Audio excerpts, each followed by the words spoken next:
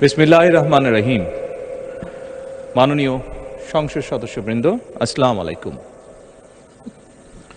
ফ্যাসিবাদের নির্মমতার শিকার অসংখ্য মানুষের কান্না আর হাজারো প্রাণের আত্মত্যাগের মধ্যে দিয়ে অবশেষে আজ থেকে পুনরায় যাত্রা শুরু হতে যাচ্ছে জনগণের ভোটে জনগণের কাছে জবাবদিহিমূলক সত্যিকার অর্থে জনপ্রতিনিধিশীল জাতীয় সংসদ।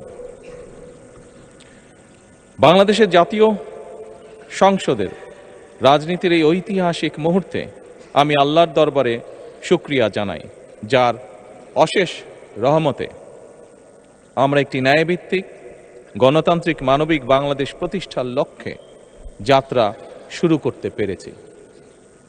1971 সালের স্বাধীনতা যুদ্ধের থেকে শুরু করে 2024 সালের দেশ এবং জনগণের স্বাধীনতা রক্ষার যুদ্ধ সহ এই পর্যন্ত দেশে গণতন্ত্র এবং মানুষের অধিকার প্রতিষ্ঠার সংগ্রামে যারা শহীদ হয়েছেন, ত্রয়োদশ জাতীয় সংসদ শুরুর এই যাত্রা লগ্নে আমি তাদেরকে কৃতজ্ঞতার সঙ্গে স্মরণ করছি। এই আন্দোলন সংগ্রামে যেসব মায়েরা তাদের সন্তান হারিয়েছেন, যেসব সন্তানেরা তাদের প্রিয়জন হারিয়েছেন, যেসব পরিবার তাদের সন্তান স্বজন হারিয়েছেন, যেসব আহত মানুষকে তাদের স্বাচ্ছন্দ্যে জীবন হারাতে হয়েছে, যেসব মানুষগুলো নির্যাতন, নিপীড়ন, রাজনৈতিক হয়রানি কিংবা মিথ্যে মামলা শিকার হয়ে সর্বস্ব হারিয়েছেন, আমি তাদের সকলের অবদানকেও কৃতজ্ঞতার সঙ্গে স্মরণ করছি। দেশের ছাত্র জনতা, কৃষক, শ্রমিক, শিক্ষক, কবি, সাহিত্যিক, সাংবাদিক, চিকিৎসক, প্রকৌশলী, আইনজীবী, কামার কুমার, জেলে তাঁতি, গাড়ি চালক, ব্যবসায়ী এবং সরকারি বেসরকারি চাকরিজীবী, গৃহিণী, সারা দেশে গণতান্ত্রিক রাজনৈতিক দলের নেতা কর্মী সমর্থক তথা সর্বস্তরের সকল শ্রেণী পেশার মানুষ যাদেরকে গুম, খুন, হত্যা, নির্যাতন, নিপীড়ন, মিথ্যা হামলা মামলা কিংবা জীবন্ত মানুষের কবরস্থান তুল্য বর্বর বন্দিশালা, আয়নাঘর, কোনো কিছু দিয়েই যাদের গণতান্ত্রিক আকাঙ্ক্ষাকে রুখে দেওয়া যায়নি, যাদের সাহসী ভূমিকায় দেশে পুনরায় গণতন্ত্র ফিরে এসেছে, আমি ত্রয়োদশ জাতীয় সংসদের এই যাত্রা লগ্নে দেশের স্বাধীনতা প্রিয় গণতান্ত্রিকামী বীর ছাত্র জনতাকে জানাই অভিনন্দন।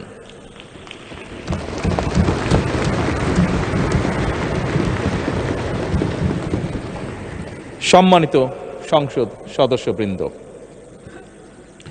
দেশনেত্রী মরহুমা বেগম খালেদা জিয়া জনগণের অধিকার প্রতিষ্ঠায় দেশে সংসদীয় গণতন্ত্র প্রতিষ্ঠা করেছিলেন, সংসদীয় গণতন্ত্রকে প্রাতিষ্ঠানিক রূপ দিয়েছিলেন। সেই গণতন্ত্রকে প্রহসনের রূপ দিয়ে জাতীয় সংসদকে হাস্যরসের খোরাকে পরিণত করা হয়েছিল। দেশে তাবিদারি শাসন শোষণ কায়েম করা হয়েছিল। দেশে সংসদীয় গণতন্ত্র এবং জনগণের অধিকার পুনঃপ্রতিষ্ঠা করার জন্য দেশনেত্রী বেগম খালেদা জিয়া জীবনের শেষ দিন পর্যন্ত লড়াই করেছেন। জীবনে কখনোই স্বৈরাচার কিংবা ফ্যাসিবাদের সঙ্গে আপোষ করেননি।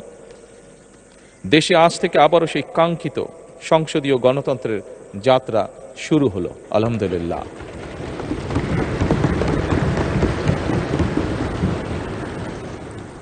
সংসদীয় রাজনীতি প্রতিষ্ঠাতা খালেদা জিয়া দেশ এবং জনগণের সাফল্যে এই শুভ মুহূর্তটি দেখে যেতে পারেননি।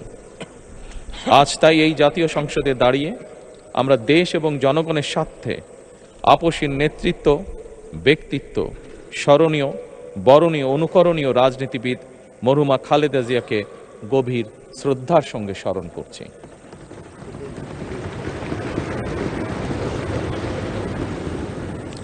সম্মানিত সংসদ সদস্যবৃন্দ, দেশে বহুদলীয় গণতন্ত্রের প্রবক্তা এবং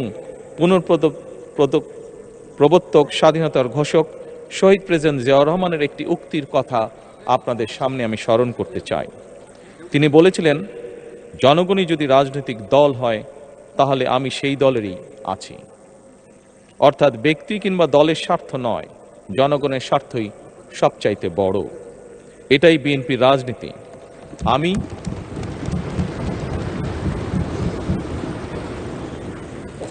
আমি প্রথমবারের মতন বাংলাদেশ জাতীয়তাবাদী দল বিএনপি থেকে জাতীয় সংসদ সদস্য নির্বাচিত হয়েছি। জাতীয় সংসদের সংসদীয় দলের নেতা নির্বাচিত হয়েছি। জাতীয় সংসদে দলের প্রতিনিধিত্ব করলেও প্রধানমন্ত্রী হিসাবে আমি এই জাতীয় সংসদে দেশের প্রতিনিধিত্ব করছি। দল, মত, ধর্ম, বর্ণ নির্বিশেষে দেশের জনগণের প্রতিনিধিত্ব করছি। আমার রাজনীতি দেশ এবং জনগণের স্বার্থ রক্ষা করার রাজনীতি।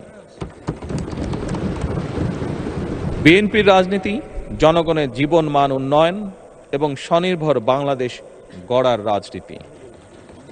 প্রতিটি পরিবারকে স্বনির্ভর করাই আমাদের রাজনীতির লক্ষ্য।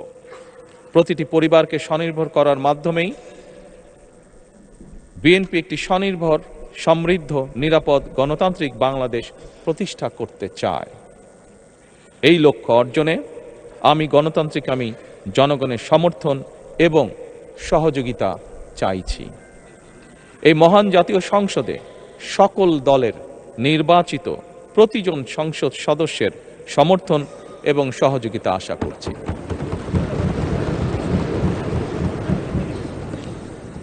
সম্মানিত সংসদ সদস্যবৃন্দ, আমি বিশ্বাস করি আমাদের দল কিংবা মত কিংবা কর্মসূচি ভিন্ন হতে পারে, কিন্তু তাবেদার মুক্ত, ফ্যাসিবাদ মুক্ত একটি স্বাধীন, সার্বভৌম, নিরাপদ, স্বনির্ভর বাংলাদেশ প্রতিষ্ঠায় আমাদের মধ্যে কোনো বিরোধ থাকতে পারে না, বিরোধ নেই। জাতীয় সংসদকে জাতীয় কর্মকাণ্ডের কেন্দ্রবিন্দু না করে বিতাড়িত ফ্যাসিস্ট সরকার জাতীয় সংসদকে অকার্যকর করে ফেলেছিল। আমরা এই মহান জাতীয় সংসদকে সকল যুক্তি, তর্ক আর জাতীয় সমস্যা সমাধানের কেন্দ্রবিন্দুতে পরিণত করতে চাই। সম্মানিত সদস্যবৃন্দ, নতুন সংসদ যাত্রা শুরু করার সময় সংসদের সাবেক স্পিকার কিংবা ডেপুটি স্পিকার উপস্থিত থাকার কথা ছিল, কিন্তু পতিত, পরাজিত, বিতাড়িত ফ্যাসিস্ট সরকারের জনবিরোধী এবং গণবিরোধী কর্মকাণ্ডের ফলে যে জনরোষ তৈরি হয়েছিল তাতে এই মহান সংসদের সাবেক স্পিকার বা ডেপুটি স্পিকারকে খুঁজে পাওয়া যায়নি। তাদের কেউ কারাগারে, কেউ নিখোঁজ কিংবা কেউ পলাতক। দীর্ঘ ১.৫ দশকের ফ্যাসিবাদী এবং তাবেদারি শাসন শোষণের পর জনগণের ভোটে নির্বাচিত প্রতিনিধিদের নিয়ে আজ আমাদের এক বিশেষ পরিস্থিতিতে জাতীয় সংসদের কার্যক্রম শুরু হতে যাচ্ছে। এমন পরিস্থিতিতে আমরা সংবিধান এবং সংসদের কার্যপ্রণালী বিধির বিধান অনুসরণ পূর্বক ত্রয়োদশ জাতীয় সংসদে সভাপতিত্ব করার জন্য আজ আমি প্রবীণ রাজনীতিবিদ এবং 5 বারের মতন নির্বাচিত জাতীয় সংসদ সদস্য জনাব ডক্টর খন্দকার মোশাররফ হোসেনের নাম প্রস্তাব করছি।